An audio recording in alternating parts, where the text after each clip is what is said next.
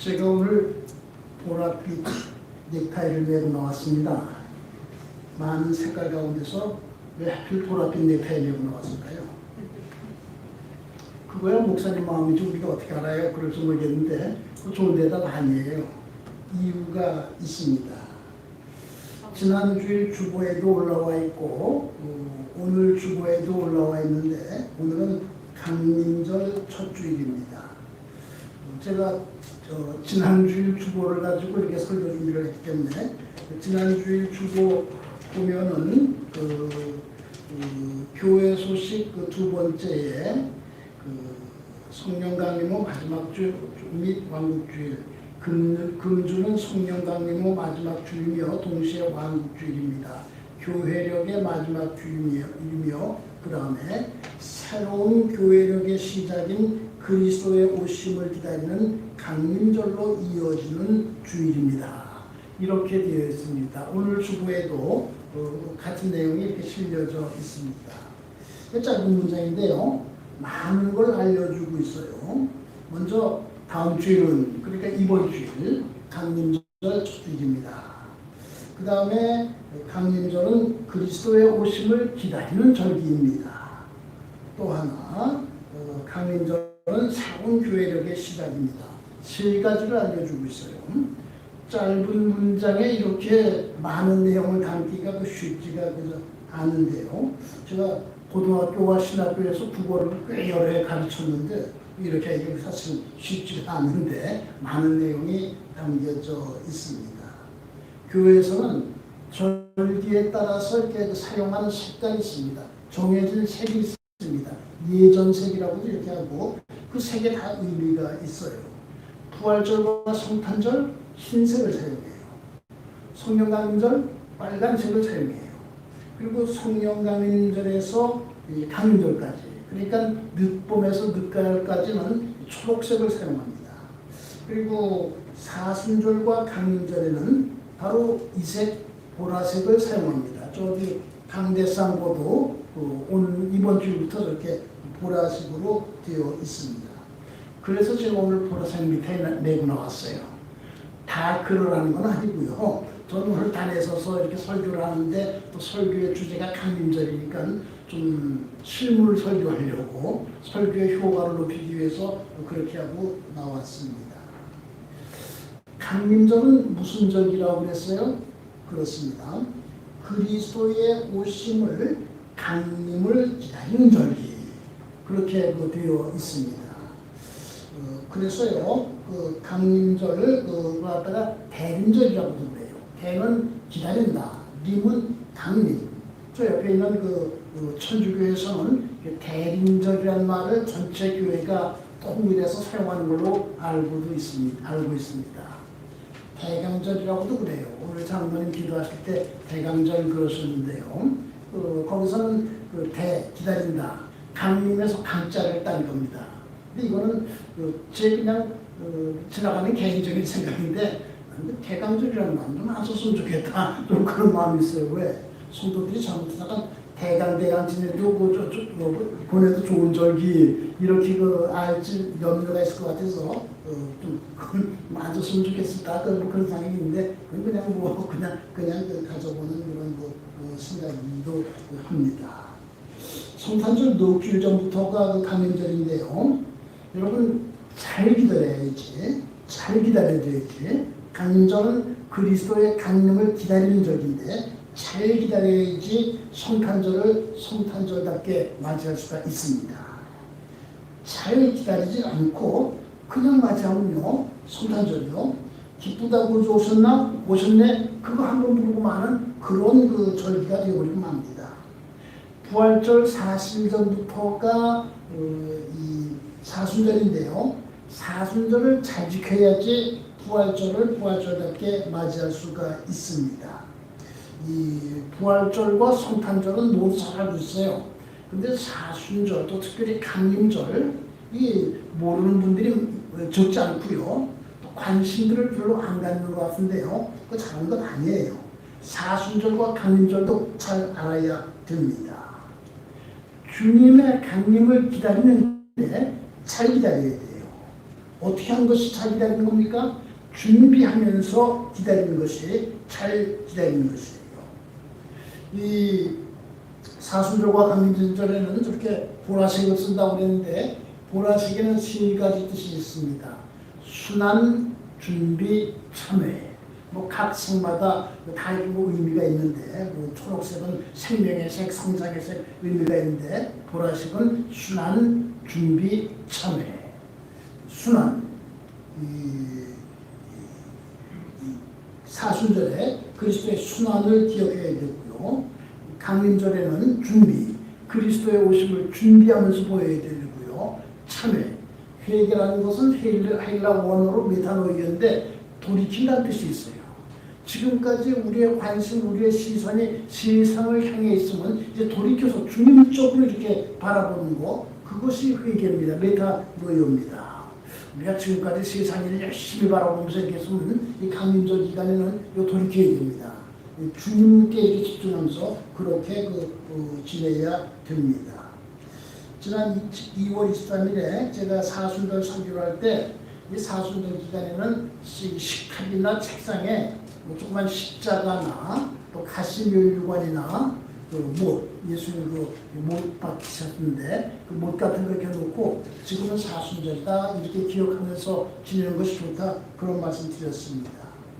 이 강림절 기간에는요 보라색 초를 하나 이렇게 식탁이나 책상에 놓고 지내면서 지금 강림절이다 그렇게 기억하면서 보내주시는 것이 도움이 됩니다. 그에 따라서는 이 강림절에 아예 강대상에 초를 4개 꽂아놓고 매주 이렇게 하나씩 이렇게 하나, 둘, 셋, 넷, 네 개 다 키면 성탄절 이런 그런 교회도 있습니다. 그러나 이 기독교 수준에 가서 강림절 초 주세요 그러면 쉽게 구할 수 있을 거예요. 저희 목사님 저 형식을 굉장히 좋아하나 보다 그럴지 모르겠는데 저는 형식은 별로 좋아하지 않습니다. 그러나 이 형식 잘 지키는 것이 이 알맹이를 알차게 하는데 도움이 된다 그런 면도 있어요. 여러분 좀 그렇게 하면서 이렇게 좀 그렇게 좀 많이 무뎌져 있거든요. 지금 강림절이다 이렇게 기억하면서 이렇게 보내는 것도 좋습니다. 강림절, 주님의 강림을 기다리는 절기. 우리가 이 성경을 보면요, 기다리지 못해가지고 어려움을 겪은 사람들의 이야기가 많이 있습니다. 아브라함, 믿음의 조상인데 고면에서는 조금 실수를 했어요. 하나님께서 아들을 주시겠다 약속을 했는데 기다리지 못하고 어떻게 했어요? 하갈을 갖다 맞아들여가지고 이스마엘을 낳습니다. 여러분 그 결과가 얼마나 무서운 줄 아세요? 그 이스마엘이 아랍 쪽 족속의 그 선조입니다. 오늘날 세계의 화약과라고 하는 팔레스타인 문제, 이스라엘과 이 아랍 간의 분쟁, 중동 사태, 그거 아브라함이 기다리지 못했기 때문에 그 씨앗이 뿌려졌습니다. 또 있어요. 누굴까요? 이번엔 뒷단입니다. 출애굽기. 광야에 나온 이스라엘 백성들, 모세가 십계명을 받기 위해서 시내산에 올라갔습니다. 그거 이렇게 내려오길 기다리지 못하고 어떻게 했어요? 금송아지 만들어 놓고 야단 법석을 일으켰습니다. 그 결과가 뭐예요? 40년 동안 광야에서 방황. 그 사람들 하나도 갈렙과 여호수아 빼놓군요. 하나도 가나안 복지에 들어가지 못했어요. 또 있어요? 누굴까요? 사울. 사무엘이 오기를 갖다 기다리지 않고 자기가 번제를 드렸어요. 그 결과 이렇게 하나님께 버림을 받아가지고 사울의 최후가 얼마나 비참합니까? 신약에는 많이 했어요. 마태복음 25장 등을 들고 신랑을 맞으러 나간 10처녀, 5처녀는 기름을 갖지 않고 갔어요. 기다리던 신랑이 왔는데 그때 헐쭉 기름 사오느라고 그러다 보니까는 문이 닫혀서 들어가지 못하게 됐습니다. 그 밖에도 많이 있어요. 성도 여러분, 잘 기다리시기 바랍니다. 하나님의 말씀 이루어질 줄로 믿고 기다리시기 바랍니다. 하나님께서 내게 하신 약속 성취될 줄로 믿고 기다리시기 바랍니다. 예수님의 재림 이루어질 줄로 믿고 언제 예수님께서 재림하시더라도 당황하지 않고 맞이할 수 있는 그런 삶을 사시기 바랍니다. 우리는 지금 코로나 사태의 종식을 기다리고 있습니다. 장로님께서도 간절하게 기도해 주셨는데요. 뭐 지금은 당장 확진자 수가 계속해서 뭐 500명을 넘는다고 그래요. 뭐 사회적 거리두기 갖다 격상시켜야 되지 않느냐. 뭐 오늘 회의를 해서 결정한다고 뭐 그러고 있습니다. 여러 가지 염려되는 일들이 있습니다. 근데 백신이 개발되고 또 이렇게 보험 뭐 이렇게 되고 있고 그러니까는 머지않아서 종식될 겁니다. 코로나 사태의 종식을 기다리는데 잘 기다려야 돼요. 우리는 이 코로나 기간에 이렇게 예배드리면서 대면 예배, 현장 예배, 그냥 이렇게 그 교회 와서 서로 이렇게 얼굴을 보면서 이렇게 드리는 예배, 지금은 이게 여기 나와서 또 마스크를 써가지고 누가 누군지 모를 때도 좀 있어요. 대면 예배 소중함 잘 깨닫고 있습니다. 또 이렇게 뭐 식탁에서의 교제, 성도들끼리 그냥 뭐 손잡고 악수하고 이 얘기 마음껏 나누고 코이노냐, 성도의 교제가 얼마나 소중한 것인가 그것도 잘 깨닫고 있습니다.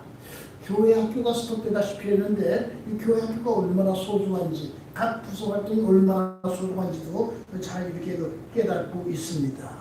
저 찬양대 자리가 오랫동안 여러 달째 지금 비어 있습니다. 여러분 보세요. 얼마나 허전해요.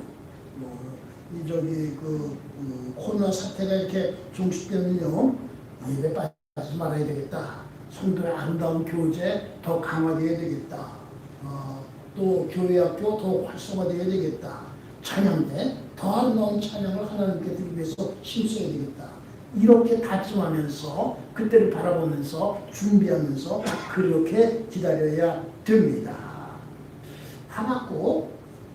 하박국을 질문의 예언자라고도 그래요. 보니까 이 세상이 아주 부조리하게 여겨지는 것들이 참 많습니다. 그래서 하나님께 질문을 합니다.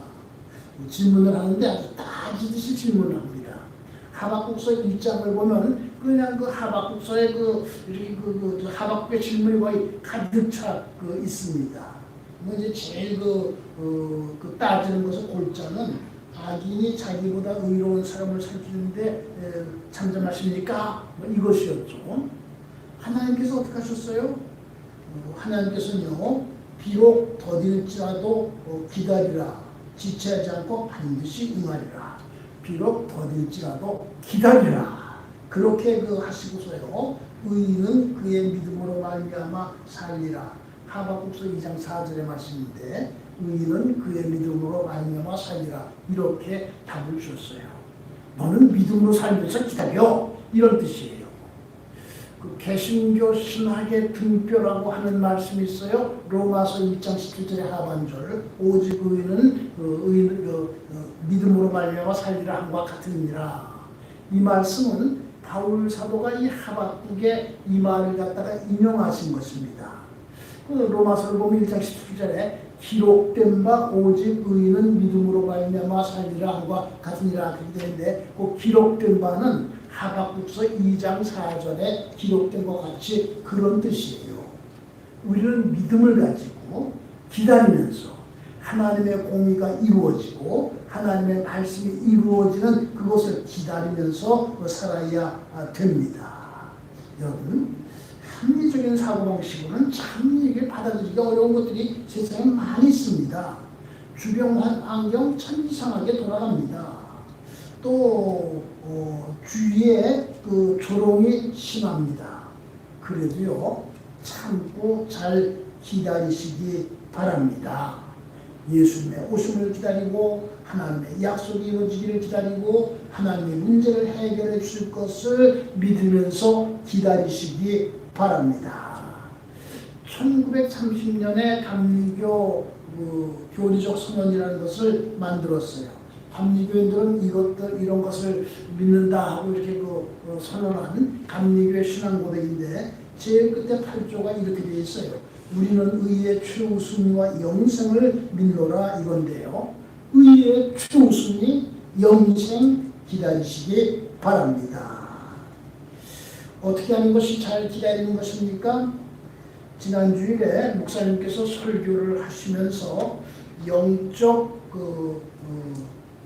재점검이라는 그런 말씀을 하셨습니다.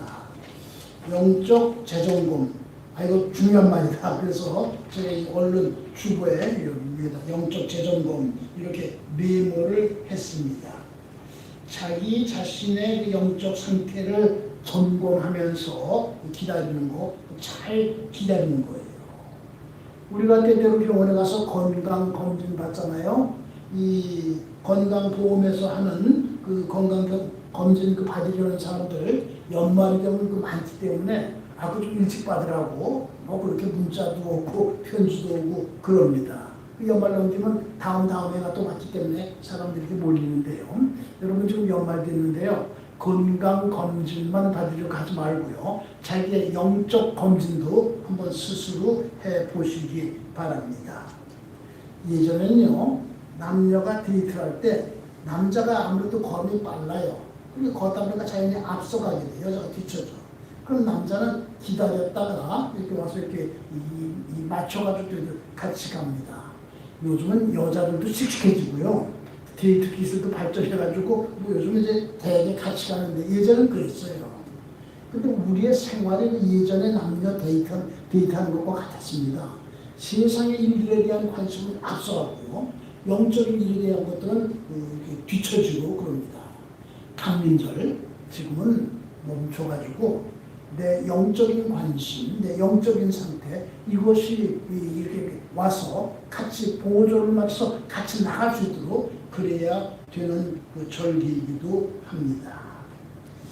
오늘 본문 봅니다. 오늘 본문에 나오는 시므온 모범적으로 기다리는 사람이에요. 25절 봅니다.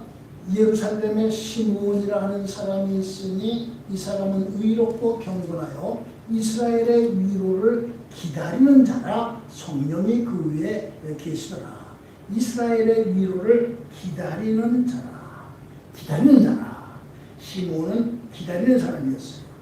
이스라엘의 위로를 기다리는 사람이었어요. 이스라엘의 위로란 구체적으로 무엇일까요? 그때 이스라엘은 로마의 통치를 받고 있었습니다. 로마의 통치 참 가혹했습니다. 그냥 이스라엘 사람들 집 마음대로 이렇게 내부 이렇게 가게 할 수도 있고요. 여러 가지 참 가혹한 탄압이 행해졌는데요. 그 가혹한 통치에 시달리면서 이스라엘 사람들은 메시아를 간절히 기다리고 있었습니다. 강림절에 교회에서 많이 부르는 찬송이 있습니다. 찬송가 102장 찬송가 104장인데요. 옛날 찬송가가 102장이었기 때문에 제가 옛날 사람이어서 옛날 장수를 말드렸네요. 104장 고도소 임마누엘 오 구하소서 이스라엘 그 포로생활 고달파 메시아 기다립니다. 기뻐하라 이스라엘 곧 오시리 오 임마누엘 곧 오소서 지혜의 주 온 만물 질서 주시고 참 진리 보이사 갈 길을 인도하소서. 기뻐하라 이스라엘 곧 오시리 오 임마누엘 곧 오소서 소망의 주 만백성 한만 이루어 시기와 분쟁 없애고 참 평화 채워 주소서. 기뻐하라 이스라엘 곧 오시리 오 임마누엘. 그때 이스라엘 백성들의 그 마음을 잘 알려주는 찬송이에요. 시므온 그냥 기다렸습니까? 아니죠.